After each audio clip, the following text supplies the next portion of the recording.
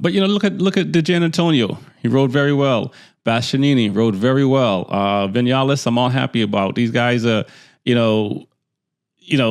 riding really well. You know what I'm saying? And so you look at Pedro. He'll get there. You know what I'm saying? He's definitely going to get there.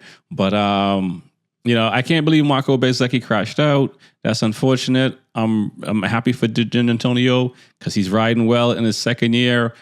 So it's good that he had an opportunity, or he gave himself the opportunity, because he had to ride well last year because he would have been out of MotoGP. So and he's backing it up. And from what I'm hearing, it sounds like he's either going to re-sign with BR46 or he's going to go to Pramac with Yamaha. So next year is only going to be, at the moment, only going to be 6 Ducati on the grid.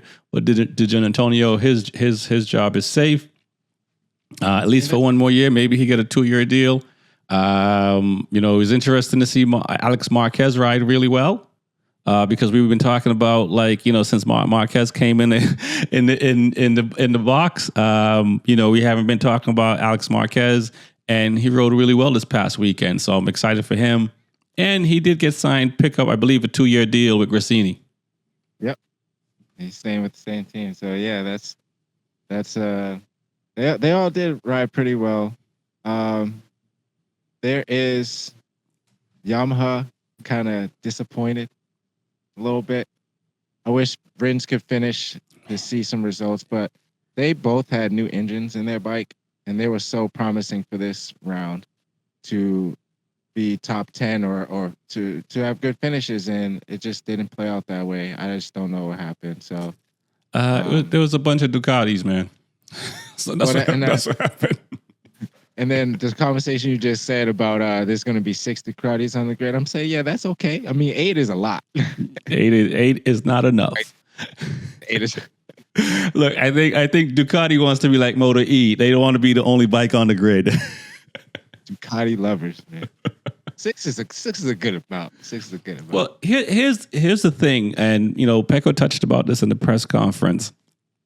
Having 8 riders, and I think he's seen this when he first came in, because it was only, I believe, 4 when he first came in, 4 ducks on the grid when he first signed, right? So having 8 bikes on the grid, they have so much more information, so it's easier to go through data. It's easier to fix what's wrong because they just got more bikes. So, yeah, Honda put 6 bikes on the grid. Yamaha put 6 bikes on the grid. I would love to see that, wouldn't you? I mean, KTM, 6 bikes on the grid, and same thing with Aprilia. And so you get, what do we get? Like, what is that? How many? 6 manufacturers, 10 more bikes? And because there's so many riders out there that are really good. And not only that, the competition is still going to be really good, because we know that sharing the data and having all that data makes the bike gets better quicker, right? And so we know that from Ducati. So if I was KTM, I would want 6 bikes on the grid. And if I was Yamaha or whoever, I would want more bikes on the grid, because it just, I understand that maybe maybe Aprilia and Yamaha has money. So I don't know. They sell a lot of keyboards. So, like reach in the pocket and put 6 bikes on the grid and see what happens. But they're not, and they're doing the 4. And until, we'll see what happens in the future. But for the next 2 years, 3 years, because this year isn't over yet, I gotta assume it's Ducati winning the championship until they move to the 850cc. That's how I see it. It must be like a contract year agreement to put in another bike or something. Like, all right, you need to be in for 10 years. Because when Suzuki left, they broke their contract, and they didn't even care. So right. It must be like, all right, you need to put 2 bikes. It has to be like a 10-year plan or something.